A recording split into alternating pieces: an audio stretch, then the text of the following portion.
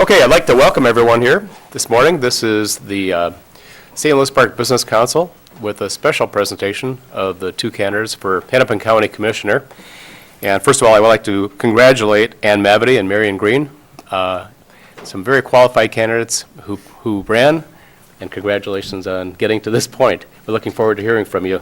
My name is Dan Goldman. I'm the chair of the St. Louis Park Business Council, which is a committee of the Twin West Chamber. Today we'll have an opportunity to hear the candidates. Before I introduce the moderator for today, I'd like to have Todd Brewer from Hoygards come up and talk a little bit about the Meadowbrook Collaborative. So Todd? Okay, just a quick shameless plug this morning. We had We need to have you. So a quick shameless plug this morning. We had a really unique opportunity, this poster, the art for this poster was done by Adam Turman, who is a local artist. It was done originally for Discover St. Louis Park, and the poster was distributed to some of the people involved. Adam Turman actually donated his art and his time, and then John Basil with Discover St. Louis Park donated the hard printing costs for this poster so that all of the proceeds will go to Meadowbrook Collaborative. So we printed 250 of these. They are signed limited edition posters. They're $25, and all of the proceeds will go to Meadowbrook. So real great opportunity. You know, Meadowbrook continues to be not only an amazing impact on the city in terms of the work that Linda does and that her group does, but it's a neat collaborative between the school district, the city, and the community in general. So this is another really great example. We'll be able to raise about $6,400 if we sell out all 250 of these posters. So they are available today. We have receipts. We can take credit cards, and we've also got the tax deductible form receipt for you. So you can see me or Linda at the end. Thanks. Great, thank you very much. As we traditionally do in the St. Louis Park Business Council, before we start the heart of the meeting, we go around the room with very quick introductions. So please pass the mic around because we are on cable TV, so it'll help them pick it up. Good morning, I'm Dan Duffy with Duffy Architects. Carl Robertson with Showquist Architects. Jim Vermeyer, Met Council. Jeff Jacobs, Mayor, St. Louis Park. Tom Hermaning, City Manager, St. Louis Park. Bill Chang, on the Administrative Services Intern, St. Louis Park. Ray Hoover, Marion Green. Eric Johnson, Around the Clock Home Care. Bill Gleason, Gleason Printing. John Basil, Discover St. Louis Park. Rob Metz, School Superintendent, St. Louis Park. Bob Tift, Benilde St. Margaret's. Matt Shadow, Mayor Star Agency. Carrie Gordon, Alina Health. Dave McElroy, Citizens Bank. Phil Weber, Park Tavern. Good morning, I'm Greg Korstead. I'm a retired lawyer and a member of the Twin West Political Action Committee Board of Directors. Al Swintek with Centerpoint Energy. Kim Fishman, Cheers Audiology. You've already heard from me, Todd Brewer from Hoygards. Linda Trummer, Meadowbrook Collaborative, and thank you for the opportunity. Perfect. Good morning, Brad Meyer, Twin West Chamber.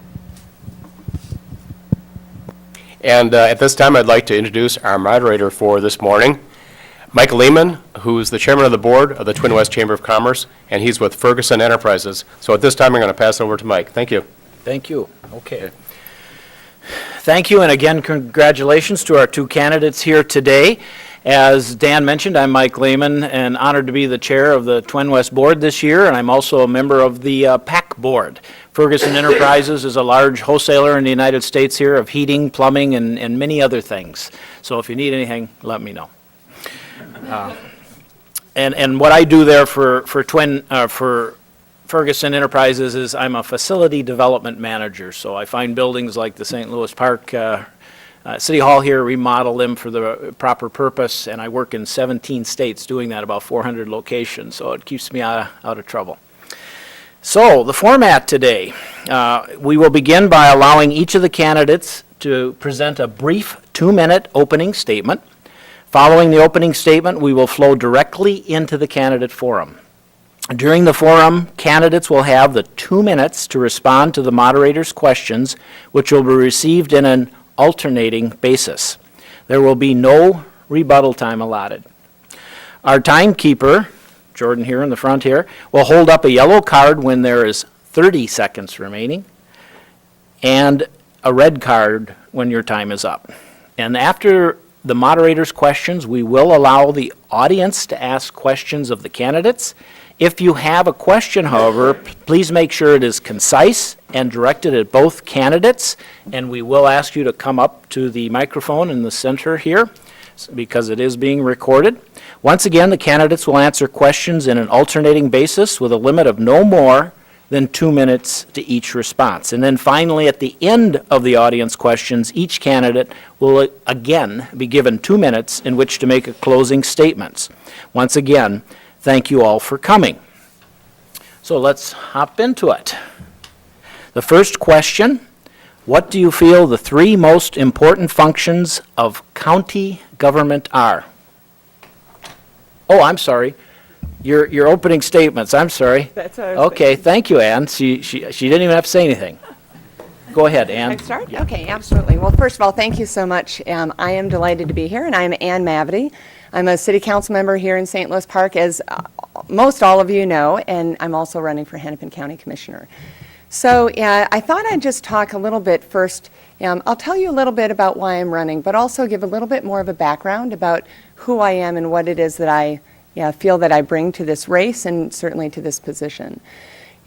So first of all, I'm running to continue the work that I really have done my whole life in helping create strong communities, make sure that that everyone has an opportunity to succeed, which means individuals along all the income spectrums, business and others. For me, and to me, I think that's incredibly important. Because if we have folks with the kinds of disparities in our community that we have now, it drags everyone down. And we need to make sure that we are creating success along the spectrum so that we can all succeed. We can have educated, healthy workers as well as a thriving economy overall. So let me tell you a little bit more about my background. I grew up in Minneapolis. I'm a graduate from Washburn High School. And after high school, after college actually, I came back to town. I was a neighborhood organizer and served on the Minneapolis Civil Rights Commission. And for me, it was a real lens on equity and how do we make sure that all our neighborhoods have this platform for success. I took that experience and I went off to Congress, worked writing laws on housing and community development for a subcommittee of the Banking Committee. And then left overseas working on free and fair elections in Russia. I was chief of the unit on civil society, and I managed $50 million worth of our foreign assistance programs that were going out to all kinds of organizations, but really to help folks as they were participating in the first ever free and fair elections. Is time up already? Time is up already. Well, we'll be talking about the range of issues, but I just want to add that today my work is on creating housing and investment opportunities throughout the spectrum and linking services so that all people have an opportunity to succeed, and we will talk in more detail about that. Thank you, Ann. Marion. Thank you. Thank you so much for being here. Good morning, and it's really nice to meet all of you. My name is Marion Green. I'm really excited to be running for Hennepin. Can I hear you, Marion, please? I'm sorry. Closer? Thank you. My name's Marion Green. I'm very excited to be running for Hennepin County Commissioner. I'm a former state representative, represented Southwest Minneapolis, succeeded in the tradition of Margaret Anderson Kelleher, so kind of proud of that legacy. My career has been in healthcare finance, working for, how about the on button? I beg your pardon. Thank you. Beg your pardon, folks. Yeah, go ahead, start again. I'm please. so sorry. Good morning. My name is Marion Green. I'm very excited to be running for Hennepin County Commissioner. I will now remember to press the on button for the mic. I am a former state representative from Southwest Minneapolis, as I mentioned, in the tradition of Margaret Anderson Kelleher, and very kind of proud of the legacy of that district. I have had a career in healthcare finance before I was a legislator, working for companies like St. Jude Medical, Guidant, and actually came to the Twin Cities from Texas after getting my MBA. You can imagine why I fled Texas to come here and take advantage of this fantastic community that's already thriving in so many ways. And it's been wonderful to kind of become a part of the community, obviously. And before I'd gone to business school, I worked on campaigns and in activism, and so clearly that is a part of my personal life that has gradually edged out my professional life, and I'm really glad to be here. I grew up outside the U.S., in India, Morocco, Brazil, and Pakistan. And I mention that because that it very much informs the work that I want to do here in the U.S. and here in our community.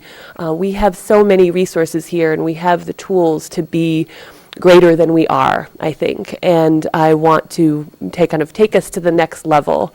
I have a deep-seated belief in what we can accomplish together as a community here in the United States, and I would say even more specifically here in the Twin Cities, where we have so many resources and so much passion going for us. I'm married with 2 stepdaughters who are both college age, so I kind of know some of the pressures of family life, and also that certainly informs my career in politics and in the private sector. My work at the legislature was largely focused on healthcare, obviously with my background, and then early childhood. And those are clearly issues that I look forward to working on at the county. If I were to say in one sentence why I'm running for county board, it really is summed up by wanting to bring to the county board the perspective of asking the question for every decision, does this decision improve opportunity for those with fewer? Okay, thank you, Marion. And we'll get to my previous question, which is, and we'll start with Marion on this one, what do you feel the 3 most important functions of county government are? Thank you. And you had sent that question to us in advance of this morning, and it was great to kind of chew on it, because there's work that I'm really excited about doing at the county, and then I would say there's work that's also extremely important to the county, and I was interested at the overlap. First and foremost, there's a public safety function of the county that I think is just fundamental and kind of the basics. If you think about it in the context of city government, is that we need to have the potholes filled in order to be moving around. Public safety is an important part of the county that is often, I would say, unsung, especially on the campaign trail where we're excited about making change. The second element is health and welfare, and I think particularly of the Health and Human Services piece of the county budget, $1.8 billion budget, and that Health and Human Services and healthcare together are about 55% of that budget. So obviously hugely important, and I think a big role of the county, and in fact capture kind of a headline almost of the county's role, which is being a safety net. Providing services, healthcare, job training, connection with jobs, that element. And then the third thing that I want to mention that's not a department, but I think is an incredibly important part of the county's role and an important part of our role as county commissioners, knock on wood, for both of us, is the role of convener, the role of bringing people together at the county with their big budget, at the cities, school districts, being a partner and bringing people to the table both in an interdisciplinary way and an interjurisdictional way to talk about some of these tough issues that we're kind of beginning to get at this morning. So I think that that's an incredibly important function of the county, is calling the meetings to move issues forward. Very good. Anne, your 3 most important issues. Well, you're asking what the three most important functions of the county are. Yes. Which is a little slightly different in terms of where I also think some of the emphasis is in terms of where I want to focus. But I agree with my colleague on 2 of them. Certainly that public safety is a key element. The county, of course, The county's $1.7 billion budget oversees the sheriff's office and the court system, and that plays an extraordinarily important role in making sure that we as a community are functioning healthy and safely. I know that locally we've had the experience in dealing with some of those functions for myself as a city council member, particularly making sure that we are doing our dispatch. We've had a lot of issues making sure that we are being responsive and providing these core government services well. So public safety is a core issue, and I think we need to continue that. Health and welfare is another where I agree with my colleague. That's a basic role and function of the county government. The bulk of the county's budget is really spent on these kinds of issues of health, whether it's Hennepin County Medical Center or the array of social safety net services like mental health, chemical health, and really meeting the basic needs of some of our most indigent neighbors. So health and safety is a core function of the county as well. The third area I want to talk about, though, is public works and infrastructure. The county plays an extraordinarily important role, both because of the roads, all the major roads that are county roads, bridges, and of course, the topic of the day, which I assume we'll spend quite a bit more time on, but transportation and transit. The county has played a lead role in transportation planning and, of course, most specifically on Southwest Light Rail. So how do we make sure that these core infrastructure of the county, which is really the platform that the business community needs to succeed, how do we make sure that that is delivered well and cost effectively so that you can continue to create jobs and succeed? Okay, thank you. We'll move on to the next question, and this time we'll start with Ann. So alternating with only two of you, you'll really get about 4 minutes apiece. So Ann, why should someone choose to locate their business in Hennepin County versus another county, say Dakota? Absolutely. So I think we have just this amazing community that we live in here in Hennepin County, and we've done a lot right. There's a lot of work yet to do. But we have a basis of high-skilled individuals, a job community that knows how to produce good-paying jobs, and particularly along the Southwest Corridor, and an education system that works. I know that I've been very fortunate and proud in St. Louis Park to be a part and have my kids be a part of that education system as well. So when we talk about what does Hennepin County offer, I think it is a platform of a good business environment and a good environment for families as well. So from education to the platform for jobs, as well as the amenities. I mean, one of the things that we offer here that Dakota County can't is the connectedness. I certainly think that transportation is going to be a key role in making sure that we continue that. So we have a platform for job development to create smart growth, sustainable living along these transit corridors particularly. That in Dakota County, when you have to drive hours to get anywhere, both for your workers as well as for your products, I think that is a key disadvantage, and that's something that we can offer here in Hennepin County. We do have challenges.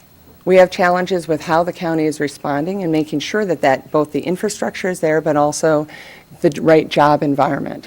I've been very fortunate in St. Louis Park. We've had a number of programs that we have worked with the business community to help provide that platform for success. Things like Open for Business.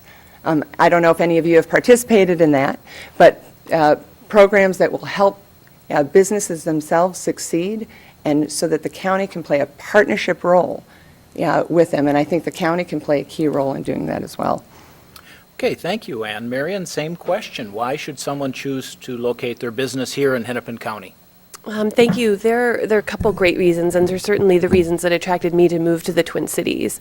One of them is the community. This is just such an amazing, vibrant, involved community. I know from my days at the legislature how fantastic it is to have this community kind of calling on government, asking government to do great things. And that kind of partnership and thinking and energy and passion to make our community stronger and better is fantastic, and I think a huge kind of cultural asset, honestly, of this area.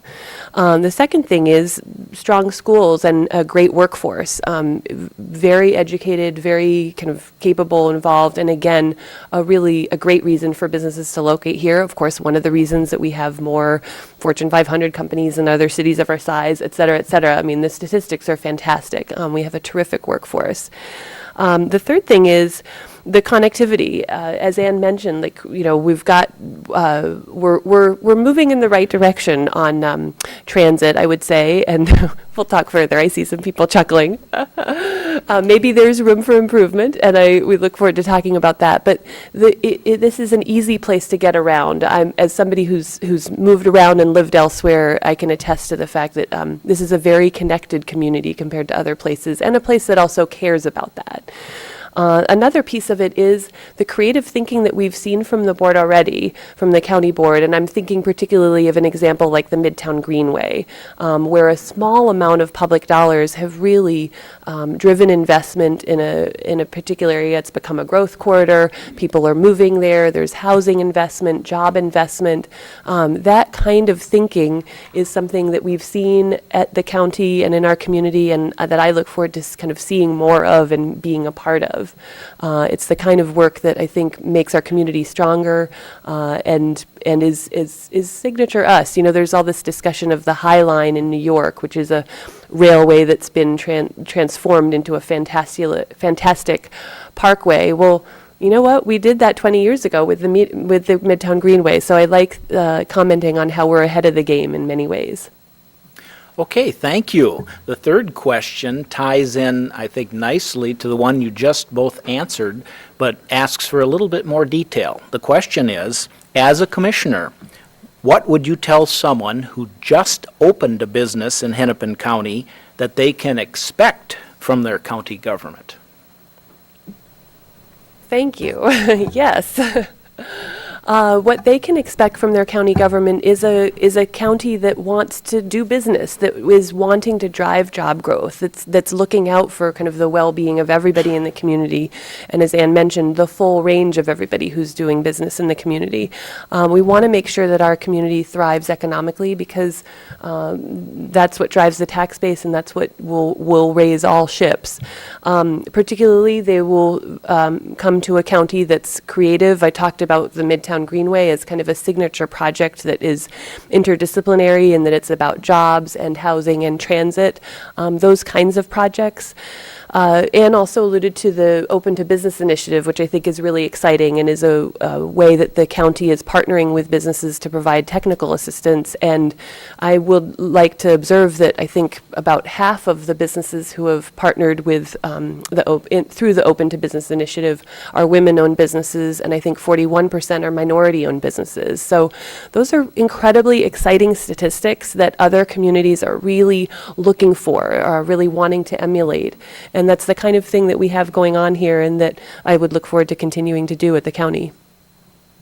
Very good, thank you. Ann, same question. I just opened a business in Hennepin County. What can I expect from my county government? Well, this won't be news to many of you here. Our illustrious mayor has coined a term which I've actually added to, which is you can expect the basic services of drink, drive, and flush. And but I've add drink, drive, flush, survive, because you also need all those public safety services. But really, what business needs is a platform to succeed. So you need to make sure that that basic platform for your success is there and run well and cost effectively. I talk a lot as a city council member. We are always dealing with businesses wanting to come in and open an open shop. We've actually done very well in St. Louis Park about doing that. I think we had about $100 million worth of investment coming into this city last year alone. And I think that's because of our ability to set the table, provide a platform for business, and then step back. I talk about it as the light touch of government, that we need to work with you in partnership to do that well, but also step back and let business community do what they do the best, which is really invest and provide that creativity and create jobs that we all need. So in terms of the county, I want to take those kinds of learnings and that kind of track record and success to the county as well. But the other things that you can expect are accountability. The county plays a key role and a partnership role with the community as a whole. But we also need to be accountable and provide outcomes for what we're asking you to invest in through your tax dollars and otherwise. So there needs to be transparency and accountability in all those functions. In addition, one of the three things I talk about throughout the campaign is about building healthy communities. It's a part of the connectivity with transportation, infrastructure, and other kinds of things, but we want to create strong communities in each neighborhood so that you have strong parks, you have strong libraries, you have other kinds of basic services that, as a community, we need as a platform to succeed and thrive and enjoy life. Okay, thank you. That completes the first set of 3 questions. We're going to move on to 5 additional questions. Feel kind of like I'm in the cash cab, where the next round gets a little more difficult. So you'll see how you respond to these. So we'll start with Ann here. Name one thing Hennepin County does well and one area where the county can improve.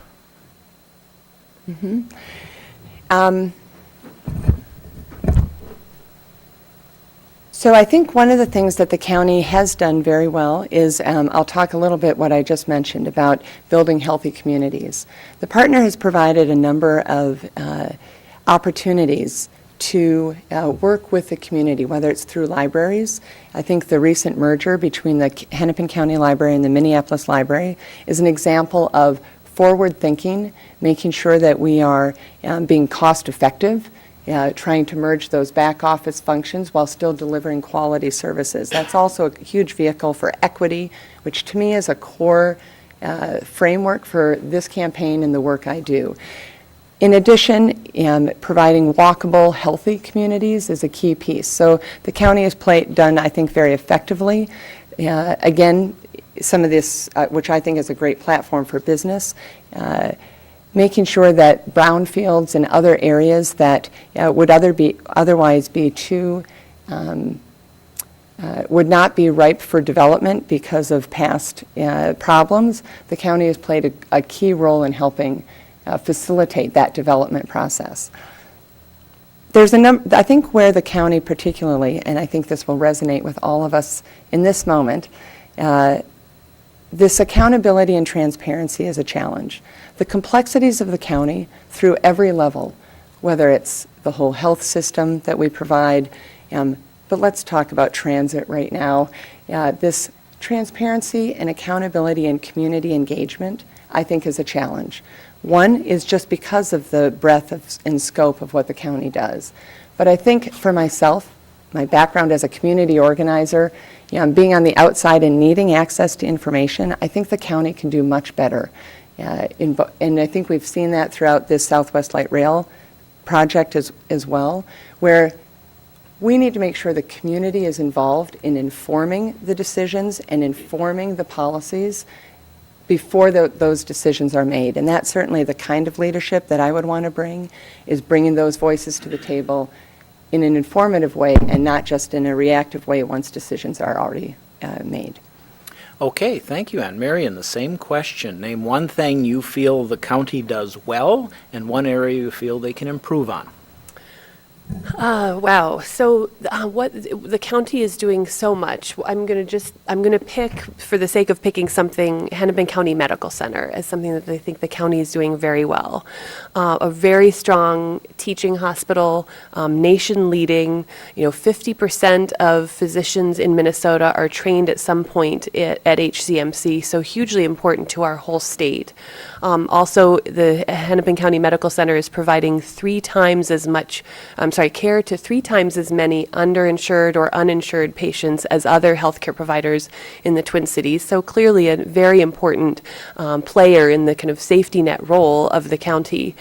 one thing that I think that HCMC itself, the healthcare system, could do better is having the whole state and the whole region perhaps be a part of that success and help them. They are a state and regional resource, and yet a challenge for us is that we are essentially supporting them in, where reimbursement doesn't meet the cost of service. So I'd like to see them trumpet their horn maybe a little more strongly, especially at the legislature, because I think that's where that kind of change will need to take place. If I transition to part two of your question, the thing I would like to see the county do better at is connectivity with communities. I'm amazed on the campaign trail that the number one question I'm asked is, what does the county do? And as you know, they are doing a lot of very important, fantastic work. But how can we connect them in a more strong and meaningful way with communities? And also, I want to add to that, how can we connect them in a more strong and meaningful way with other jurisdictions that are in the community? So, for example, the cities. I mentioned the school districts. I'm very interested in the ways in which the county can further its dollars and further the dollars of school districts, park boards, and cities by collaborating. The library system is a great example, and I think that there's room for more. I'm particularly interested in early childhood initiatives, and clearly there's a strong opportunity to provide wraparound services via our parks and schools. So look forward to talking about that more. Okay, thank you both. Twin West Chamber of Commerce is a strong advocacy for business. So therefore, as a commissioner, this question goes to Marion. How would you engage the business community in the policy-making process? Thank you for asking such a great question, because I think that's really, if you read my campaign literature, you'll hear that this is one of the planks of my platform, is how do we get the community to be a part of policy making to make policy stronger? The county board's reach and strength is only furthered by greater civic input from the community. So I look forward to connecting with groups like you, and this is just a beginning, but connecting with chambers of commerce. I've talked about kind of creative initiatives, pop-up ways of reaching the communities who aren't part of organizations such as this one, but really reaching out to the to obvious partners and organizations that want to further this kind of work, who want to further whatever work it is that we're working on. So, beg your pardon, I feel like I've talked myself in a circle. Establishing partnerships on topics that are most relevant where the partnership makes sense. So clearly, if we're talking about a business initiative, I would want to reach out to the Twin West, also the Chamber of Commerce in Minneapolis. Those are two that are in the district, so to speak, but I do also want to take a regional point of view, and we really need to be thinking more broadly outside of the kind of immediate district. But that kind of collaboration and partnership is just so important, and to me is a main function of your elected officials, is connecting you with government and making sure that you feel like you know what's going on, but also that you have input and that your expertise is being tapped, essentially. There's only so much that a commissioner can know, but really being able to capture the intellectual power of a community is part of the important function of an elected official. Okay, thank you. And same question, as a commissioner, how would you involve the business community in the policy-making decision? For me, community engagement has just been a hallmark of my career, and I feel privileged to have had that opportunity. And again, starting as a neighborhood organizer, but also here as a city council member in St. Louis Park. And I think that we have done that well. And I think that making sure that the business community, and everyone really across decisions, but for this topic specifically, people should be involved in the decisions that are impacting their lives, certainly involved in those decisions that are impacting their business. One example of this is when we were looking in St. Louis Park about what we could do to better bring investments and bring business into St. Louis Park. And we went through a process that has concluded with the creation of Discover St. Louis Park. John Basil is here right now, who runs that program. In getting to that process, talking with business throughout this, saying, what is it that you need? What is it that's missing from our business environment in order to succeed, that was a long process of conversations, forums, research, but it was always involving the business saying, what is it, how do we partner well together? So I think that that's really important. Another example of this, and I would certainly hope to bring this kind of experience also to the county board. We were recently talking about, as we're looking at the light rail coming in, of how, again, the promise of light rail is not just moving people, it's creating jobs and business. So we're looking at the Louisiana stations particularly, which right now is that light industrial, there's not much going on. What can we do to lay a platform to bring business in? And one of the suggestions that I brought up and we're looking at, exploring right now is maybe that becomes the pilot where the city provides that a fiber optic network and provides all kinds of ways to bring that business, high-tech business in. Yeah, so and that kind of partnership to me is it's working with Park Nicollet, it's working with the private sector to say, how can the government help you succeed with that platform? But again, and then step away and let the business community do what it does best in creating jobs and running business. Very good. Thank you much.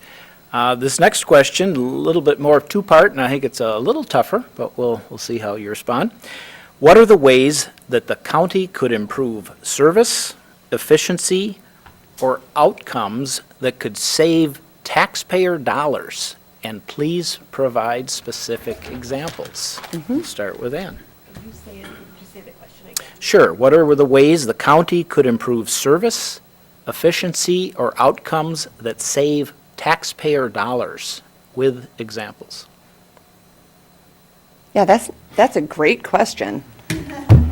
Not that hard, because there's opportunities across the board. I mentioned libraries earlier. One of the things that the county did was merge with Minneapolis, the two library systems, where you could then combine some of those back office functions and still deliver a great product. I think there's opportunities looking forward to do those kinds of initiatives, for example, in the Public Works Department. So the county has its public works departments, they do roads and infrastructure, cities have it, and it goes across, sort of across jurisdictions. There's got to be ways to figure out how to do that more effectively and frankly more consistently and standardize some of that quality across. So I think that looking at particularly those kinds of back office duplications across a range of jurisdictions and across a range of areas would be one key thing. Many of you know that professionally, my expertise is in affordable housing, and particularly in supportive housing, which links these affordable housing systems with the service systems. And talking about saving money, one of the things that the community as a whole that I'm involved in, as we're looking at this, how can we do this better? And we worked with the county to help identify the top 50, it actually became 51, most expensive individuals in our county that the county is paying for. And did a very detailed research about, because they're coming through county emergency rooms and they're ending up in the jails because of mental health challenges, or at mental health treatment centers, things like that are very expensive. And individuals were costing hundreds of thousands of dollars. Doing that and then being able to say, so how can we better engage these folks? And the resolution has been, and the strategies have been, to better deliver cost-effective services to these individuals, even as they move through homelessness or other kinds of areas, but to target those services. And what we've seen is we've been able to reduce the costs and increase the quality and outcomes for individuals. So that kind of evidence-based research and budgeting, to me, is where we need to be going. Get outcomes and invest there, and if we're not getting outcomes, step away. Okay, thank you. Marian. Thank you. The first area where I think the county could take some of the work that they're doing and do more of it is in healthcare. as you're probably experiencing as small business owners, healthcare costs are going up, reimbursements going down, and so healthcare is gradually, essentially edging out other pieces of the budget pie at the county. This is true for municipalities and at the state level too. So how do we figure out healthcare costs?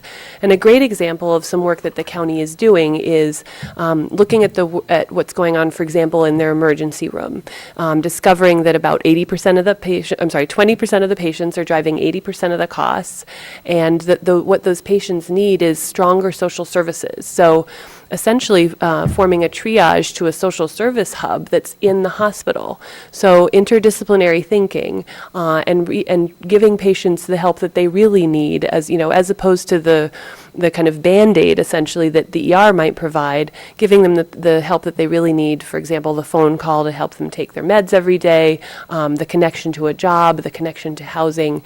That kind of work is going on at the county, and I think we need to see more of it. I also want to mention early childhood.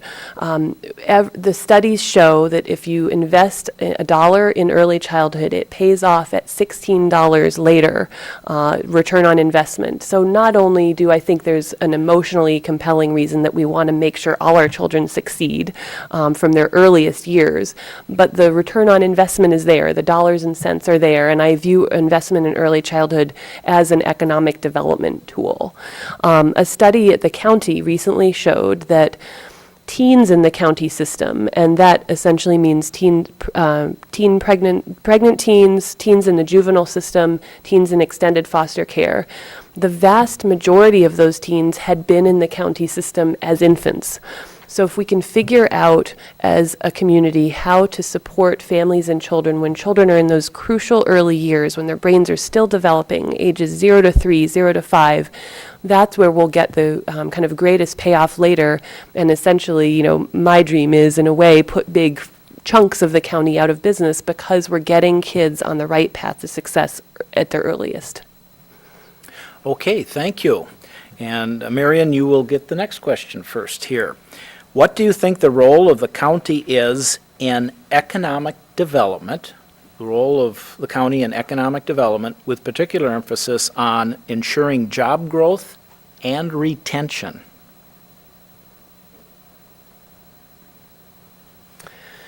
Well, I mentioned that I think that investment in early childhood is an economic development tool. But let's talk about kids a little later in life, adults, and job growth and retention. Well, I think I'm a great example of somebody who is attracted to this region because we're making a lot of the right investments. And so I'd like to kind of see us continue some of what we're doing, the kind of spirit of community engagement. Let's feed that. I'm glad that we're investing more in transit because I do think that that's something that keeps people keeps people in a region. So supporting the partnerships that we've talked about, having partnerships between business and government, talking about the livability of a community, connectivity with government, transparency, accountability, that really strong partnership. Those are all things that I think drive job growth, encourage a strong business community, and also keep people here. I know that one of the statistics that's always thrown around about this area is that it's one of the hardest places to recruit people to, and then one of the hardest places to recruit people away from. And I think that speaks to a lot of the things that we're doing right in terms of investment. And I think Ann mentioned providing a strong platform for business growth. I think that that's absolutely important, and some of what the county is up to, not just in terms of partnering directly with businesses and doing programs like the Open to Business Initiative, but also other roles of the county, like investment in transit, investment in healthcare, partnerships with schools and other parts of government to make sure that it's all working together and all operating on all cylinders. Okay, thank you. Ann, would you like me to repeat the Yes, question? thank you. Okay, I saw that. What do you think the role of the county is in economic development, and then particularly as it ties to job growth and retention? In many ways, we are talking about similar issues and items, and I would agree that early education is huge. We've seen the business community as a whole really come around this issue of disparities in our region and the challenges that that is creating for job growth because we don't have the workers that are ready to work. And for myself, I served for several years on the Hennepin County Workforce Investment Board. One of the things that we realized is we were trying to work with the business community and making sure that the job training efforts were really aligned with what those business needs were, is that the Workforce Investment Board, which is doing job training and retraining, is spending more time actually funding what are some of the basic reading and writing and mathematics that really should have been done in the school system. So certainly making sure that we are partnering to create a whole continuum and preparing children to be good workers later is a core role, and we're seeing that come out of a lot of research from the business community, and I appreciate that leadership. I think in addition, there's other kinds of ways I think that are really important. For example, there's a great initiative on the Midtown Greenway where the county has partnered with Xcel Energy to help provide some of the long-term investment and financing for businesses along that corridor to create better energy efficiencies within their buildings themselves. And the ability to both capture those cost savings as well as do those retrofitting and have more long-term financing to do so, because most small businesses can't afford big-time investments up front. And having the county play those kinds of partnership roles to help business, to help business invest for the long-term strategy, I think are important. And we have opportunities on our transit corridors, on Southwest and others, to really partner with the business community to tee them up for long-term success. Okay, thank you. And the last question I have for both of you before we turn it over to audience participation is, do you think Hennepin County is business friendly? Why or why not? Ann, start with you. Well, I think that that's not a yes or no question. I think that there are certainly areas in which Hennepin County is. We have attracted all of you here to invest, as well as a higher rate of Fortune 500 businesses, and that's a great thing. And I think a lot of that is our stellar education system, that we are providing an environment in which young workers and that next generation of workers want to come here. The creative community that Marion was referring to earlier, I think that's so, yes, we have much of that. And I think there are certainly ways in which the county and other governments, frankly, get in the way. And again, my language has been consistently as a council member, when businesses are coming into St. Louis Park and saying, we want to invest, I always talk about that light touch. This is a partnership. We do not succeed as a government partner unless business is doing its job as well. So it has to be that. Are there certainly the frustrations with bureaucracy that business faces, I think, are real and serious. And so I've talked earlier about transparency and accountability and the need for that to happen in order for you all to understand what those expectations are and what it is you need to do to succeed. So government should not be getting in the way. It should be providing that basic platform and system so that together we can partner and you can succeed and create those jobs. So on a number of areas, whether it's the health inspections for restaurants or whether, on all these kinds of regulations that businesses have to partner with, I think we have challenges and I think we can do better. I think we need to use technology to help us do that. The county is still living as if it's in the 1960s in terms of how it processes things. Everything's electronic. Your access to information and understanding expectations as a partner needs to improve tremendously, both for your efficiencies as well as for the county. Okay, thank you, Ann. Marion, do you think Hennepin County is business friendly, and why or why not? Well, as Ann said, we're all here, so that does say something. As pluses and minuses. I guess like every question like this, it's hard to say yes or no. I would really want to say in some ways yes, and in some ways we could do better. We talked about the sense of community that's here, the kind of strong degree of civic engagement. We talked about the creative community that we've attracted, which is very much a partnership between the nonprofit and private sector communities. I talked about the connectivity and connection amongst neighborhoods and the broader region. I know that there are also frustrations. I've been a part of businesses. I'm somebody whose hobby life has been politics and whose professional life has been in the private sector. So I am familiar with some of the frustrations with government, particularly around transparency, particularly around setting defined expectations, and then kind of holding to those, and really around partnerships. And I connect back to, as I mentioned, one of the central reasons that I want to run for county commissioner is a stronger connection between the community and county government. I think, government can't do it alone, and I know from having been somebody who's outside of government, maybe some things that we might do differently to connect in a stronger fashion with the community and with the business community in particular. I think driving that engagement and the use of technology, as Ann alluded to, it's not just important for the county to have kind of a stronger data sharing mechanism within the county, but it also will really inform and make things easier, remove barriers to partnership with the community and to partnership with the business community in particular. Very good. Thank you very much. At this time, we'll open it up to business participation, and I just want to remind the audience that we would like you to come up to the microphone here, state your name, please, and then be very concise, and we will again allow each candidate 2 minutes, and Marion will receive the first question. Don't all rush the microphone at once. Don't be shy.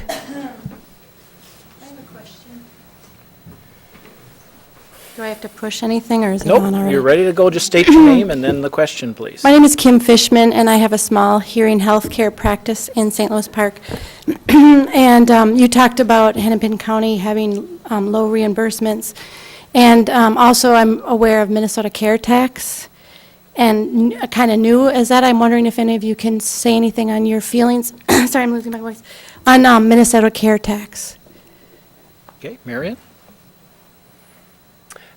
I don't want to pretend to have an expertise that I don't have, so I don't know a lot specifically about the Minnesota Care Tax, other than it's there, and that it's a source of enormous frustration, and essentially almost my impression is it operates like a double tax. It's kind of a tax upon, and so something that we need to address. And I guess I'll just talk about my experience in healthcare, and particularly in the reimbursement space. That's where I've worked. My recent, I would say, last 10 years of my career has been focused on how insurers are paying for healthcare and following the money in that way. And so I bring an extreme expertise in kind of bird dogging this exact kind of question, and would look forward to figuring out how we can change things, because I know I've heard quite a bit about it. It's interesting that it's coming up this morning, but I've also heard it from other providers as well. Okay, thank you. Ann? Yeah, and similarly, I'm not familiar specifically with that, but I think that in general, this issue of transparency and the frustrations that business faces in you're trying to run your business and do what you're supposed to do, and running into those kinds of both the double tax component of this, as well as the reimbursement challenges as a whole. We should not be spending that much time. You should not be spending that much time on that side of the business, when really what you want to be doing is putting to good use your creative services that you actually want to provide to clients. And so I think that, as we were talking about before, about what can the county do better, is get out of the way when necessary, and provide a much higher level of transparency and accountability and accessibility. And again, I'll just play off a little bit about what I mentioned on technology. We are in a new world order. Everything, is on our smartphones, actually, right? I think they're talking about doing all kinds of medical services and such off a smartphone as itself to provide access to the, hinterlands throughout the state and other places. We should be tapping that kind of technology with the county so that we do not have the kind of rigmarole that so many of you need to go through. It should be easy and fast, and the county is still living in old school world, and we need to make sure that we are jumping on top of that to make your lives easier so that you're actually spending your time and energy on what you know how to do best and not on running circles around bureaucracy. Okay, thank you. Next question, Mr. Korstad.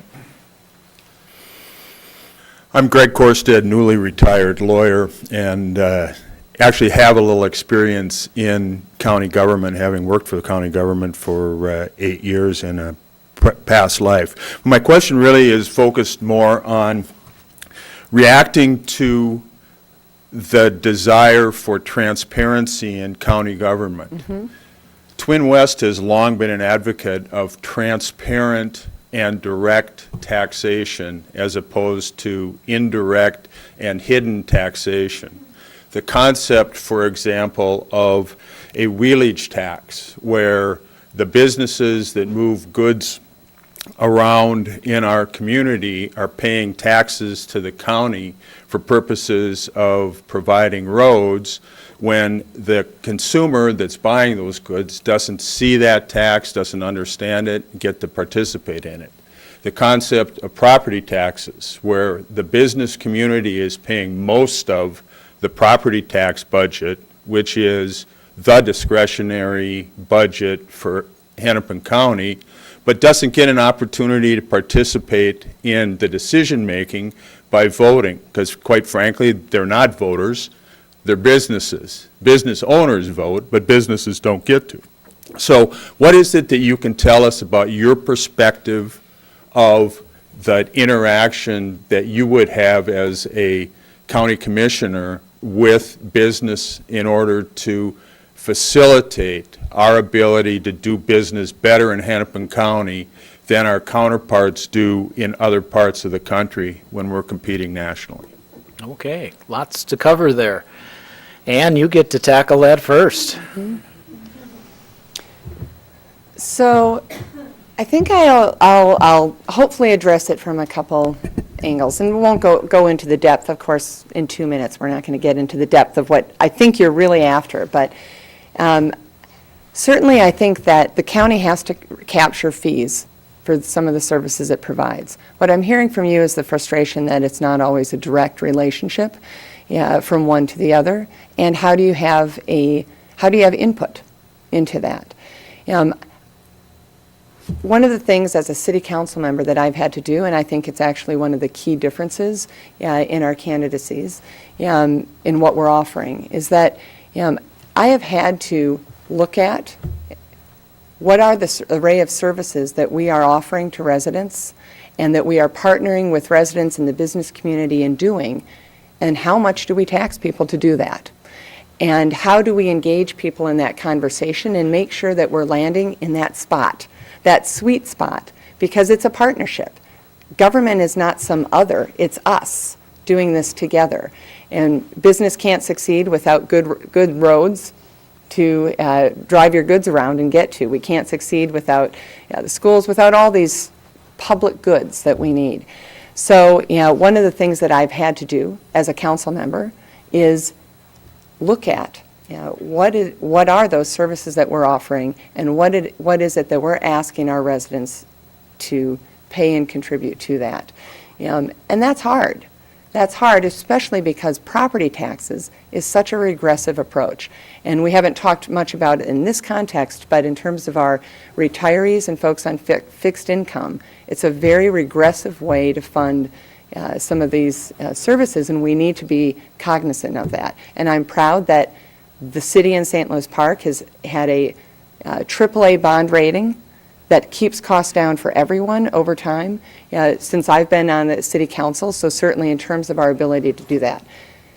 Getting specifically into how business participates in those conversations to set the appropriate rate and the contributions, what everyone is doing. I think it's part of that ongoing conversation and engagement that I've done well as a council member, and I certainly would hope to do well in the county. But your question, I understand, goes much broader. So we'll do that in a larger, I think that question is its own forum at some other time. It is tough to answer all that in 2 minutes. Yes, exactly. Yes. Marion? Yes, challenging to answer that in 2 minutes, but I think it does come down to some themes. One of them is transparency and communication and partnership, being sure that we're in dialogue and that your questions are getting answered. And one thing that I noticed, as I dove into this race and wanted to kind of help spread the word of what the county is up to, was how little information was available that was really easily accessible. So I know, as somebody who's coming kind of from the outside and interfacing with government in that way, how hard it can be. So I share that concern and desire to communicate, and I would encourage you to talk to some of my former constituents from my legislative district who can tell you better, in a more authentic way than I can, that a hallmark of my career in public service is about communication and about connecting people effectively with government, so they feel like they're being heard, their questions are getting answered, and then the information, the great questions that you're asking, the information is getting disseminated more broadly, because if you're asking that question, of course you can be sure that many other people are asking the same question and not necessarily picking up the phone. So I hope that you'll kind of check out my record in that way. The other thing is government as facilitator, and again, forming these crucial partnerships and having that dialogue and being the convener, bringing people together to talk about these exact issues. Anne brought up a great point that property taxes are regressive. How can we, as a state, as a community, rely more on an income tax? But that's going to take partnership between the county and other layers of government. And I think that kind of conversation is crucial to have and would really solve some of the issues.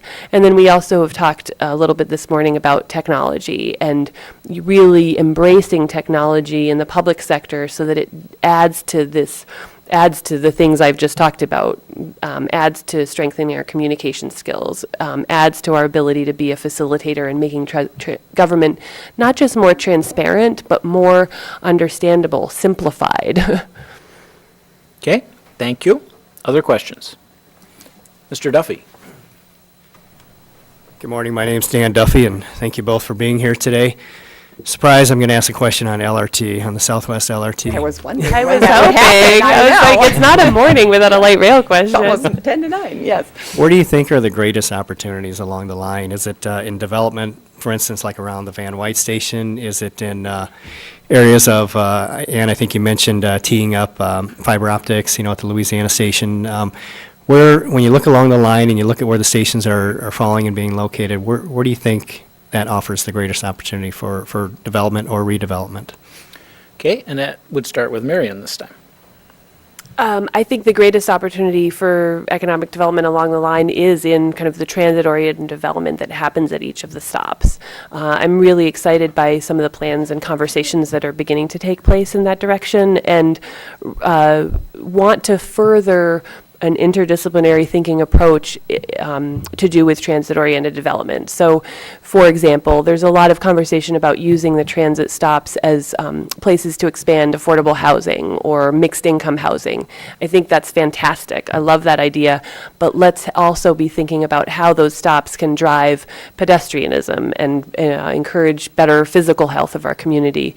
We can have an environmental impact by having more trees, also less cars on the road, but more trees, so we don't have the urban heat effect, I think it's called, where trees are essentially, reducing our heating bills in the winter and reducing our air conditioning bills in the summer.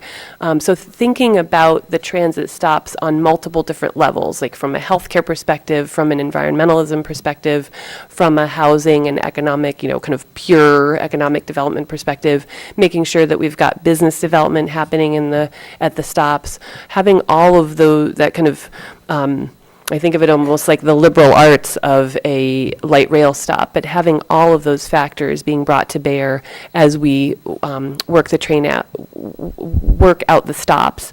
I also want to mention that I want to, as we engage in that transit-oriented development, being cognizant of what else is going on in the community.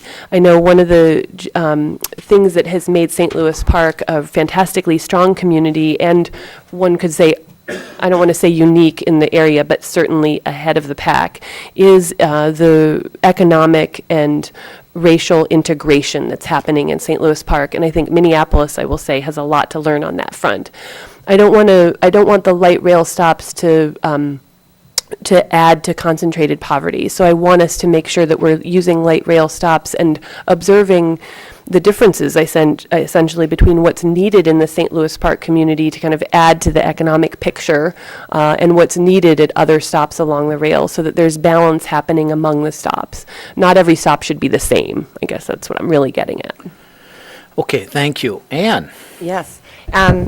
Two things. I'll start this and take the opportunity, because we haven't really had that direct question, which is to say, I have been and am a huge advocate of Southwest Light Rail, and I think it's extraordinarily important to the future of, particularly in the Twin West area of influence, to create jobs and housing and really be that platform that keeps this community out here thriving and attractive as the place you want to be.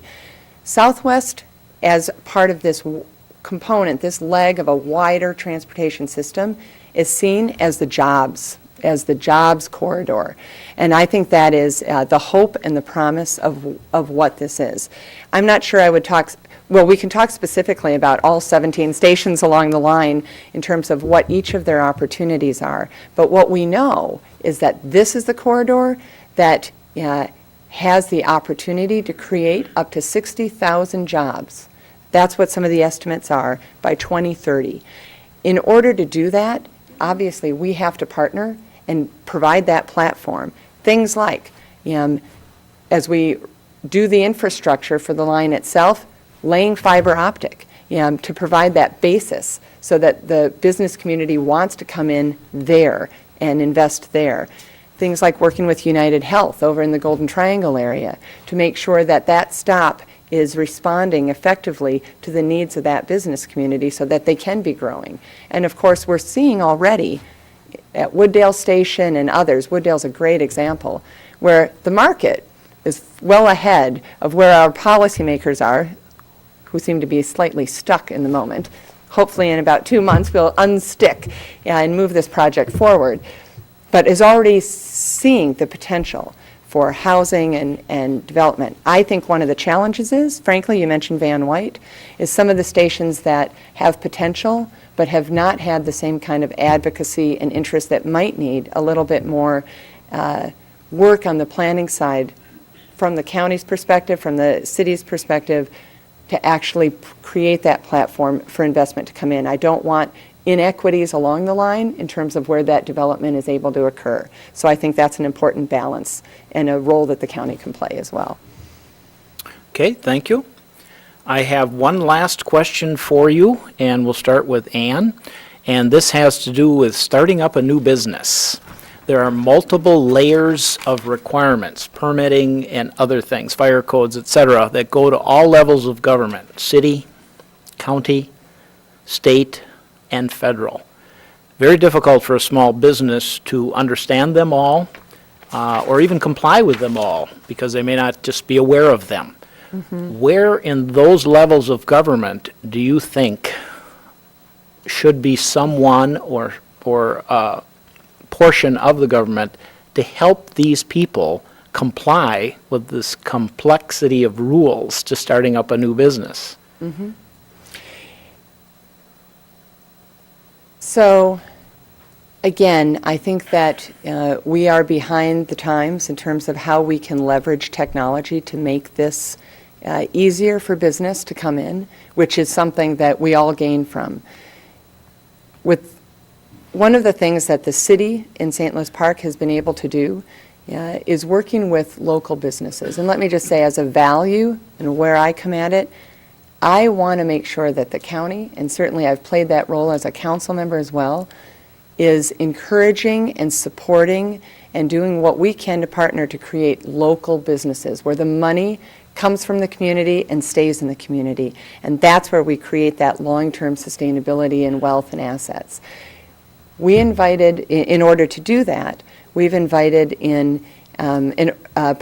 worked in partnership with something called Open for Business, and I don't know if any of you have participated in that, where there's actually free advice and support that the city helps facilitate to businesses to come in and say, if you're struggling and you need some help with the business plan or other kinds of pieces, whether regulation or otherwise, the city will help you get through that. And I think that's really important because we want local businesses to thrive in Hennepin County and in our communities. So in terms of the layers of regulation, again, I think that it is not good for anyone. And I think that the county, as it does across jobs, can play a collaborating role and a leadership role in bringing together these different entities to streamline it. My background, as you know, is in affordable housing and the finance side and otherwise. And I participated early on, about 12 years ago, in helping the housing system coordinate. Now we have something called a super RFP. It used to be an RFP that would come from each city individually or the county or the public housing authority, and we consolidated those to create what's called the super RFP so that there's one application with different additions to it to make it easier for those providers, and I think those kinds of lessons could be applied into the business community as well. Okay, thank you, Ann. Marion? Could you repeat the question? Certainly. Starting a new business is difficult because of the different requirements of the different layers of government. Starting at city, going to county, going to state, going to federal. Where in those layers of government do you think help should be provided to make it easier for a business to succeed? Thank you. One of the things that I think is so exciting about county government is that essentially county government is where the rubber meets the road. It has a huge budget that's provided mostly by state and federal government, but we are the implementer, so to speak. And in an environment where everybody's like, they are responsible for being the facilitator, I'd like to propose that the county really has an important role to play because we are where the rubber meets the road, because our funding is largely coming from other forms of government. So we are kind of the natural facilitator. If we look at work that the county has done, they already are kind of I don't want to say inserting themselves, they are already playing a role, and I think the Open to Business initiative is a great example of that, as Ann described. But I do think that the county can be the simplifier and is the logical partner in a system that's enormously complex. The county, of course, has its own complexities, but also state and federal government. So I think the county is a very logical partner. I'd really like to see us, when I say us, I mean government, using technology to simplify the layers. So it's not just about using data and technology within the county, but how can that partnership be happening with the state government, with the federal government, so that any door can be kind of a one-stop shop. And I guess what I'm proposing is that the county be that place. But either way, let's move things forward such that we are simplifying and we are encouraging people and facilitating so that people and businesses can engage with one layer of government instead of many layers, and then finding out that requirements conflict with one another. How can we simplify that? And I think the county is well positioned to be that facilitator. Okay, thank you much. A lot of good questions. Thank you much, and a lot of good information from both of you. We're now to the closing statements, and you have 2 minutes for your closing remarks, and we'll start with Marion. Well, first of all, thank you for having us this morning. It's fantastic to engage in this conversation. As I mentioned, I'm Marion Green. I'm excited to be at the county. If you go to my website or if we talk elsewhere, you'll hear that kind of the things I'm talking about on the campaign trail are, number one, engagement with the county. How can we make the county less invisible so that there's a stronger partnership between communities in the county? Government is only informed by that partnership, and communities as well, and I think the information would go both ways and benefit all of us. The second thing is I'd like to see more interdisciplinary and interjurisdictional thinking. And I'm trying to come up with, words that aren't so multisyllabic to talk about it. But connecting across layers of government and connecting within the county. If we think of the county like any bureaucracy, it struggles with being siloed. Healthcare, transit, housing, these have been separate functions. How can we get those things working together? And I see early childhood as the place to make the biggest difference. If we are really going to develop that workforce of the future, we need to raise all ships, and I see that the place to really put our dollars is in early childhood. All the studies show that that's the smartest investment, and I also think that that's the place to close the equity gaps that our community is struggling with. And last but not least, healthcare. As I described earlier, the healthcare piece of the pie is eating other pieces of the pie in everybody's budget. It's probably something we all have in common. How can we figure out healthcare costs so that we can fund early childhood, so we can fund transit, so we can fund bike lanes? All of the funding for everything else is going to depend on how we manage healthcare costs. Mike Opat, president of the county board, said in January that the two biggest issues in front of the county are Southwest Light Rail and the financial health and stability of Hennepin's healthcare system. Southwest Light Rail, I'm excited. It looks like we're getting somewhere with Southwest Light Rail. But on the healthcare side, the county board could use my expertise. Thank you. Thank you very much, Marion. Ann? So again, and I appreciate this opportunity, there's been surprisingly few forums to actually talk about various issues during this very short campaign, so I do appreciate this very much as well. I've talked throughout this campaign and throughout my career that a core driver is about equity and making sure that everyone has an opportunity to succeed. And I think that that is going to be important for the county's future and for our community's future in general.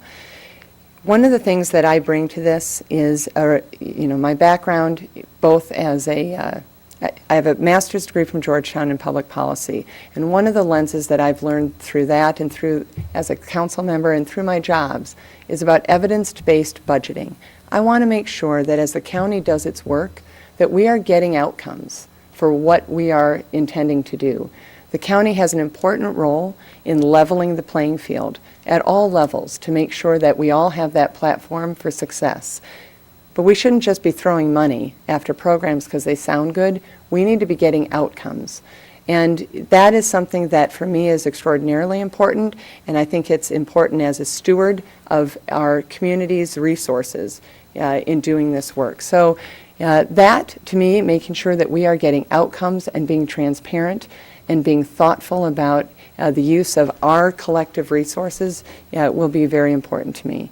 The issues that we're talking about, for me, it's through this lens of ending homelessness, the work I've done, as well as transit and connectivity, and about building healthy communities. What I offer in all of these areas is a track record of actually doing this work and getting results. So whether we're talking about transit and some of the work I've done on Southwest Light Rail, setting the platform for success in our station areas, creating better zoning, better opportunities for business to succeed is one area. And along the lines as a council member where I've had to weigh these hard decisions on budgeting, setting policy direction, and creating a budget to respond to that, for me, it's not just aspirational talk about what I want to do.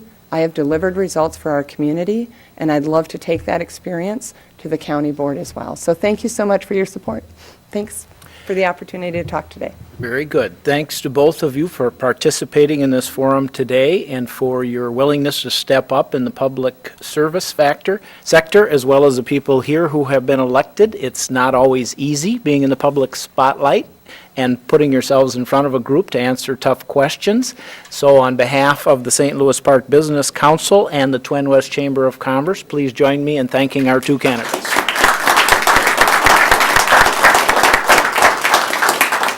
And just a brief reminder that the Twin West Chamber of Commerce Small Business Awards Luncheon is coming up on May 15th, and seats are filling up fast to that. We're honored to have the Caribou Coffee Chief Executive Officer Mike Tattersfield will be our keynote speaker for the Small Business Awards Luncheons, and will be presenting those awards for emerging leaders and entrepreneur small businesses of the year, as well as recognizing our high school scholarship award recipients, which is part of the Twin West Foundation. So again, please register at twinwest.com. Thank you for your participation today in this, and have a great day.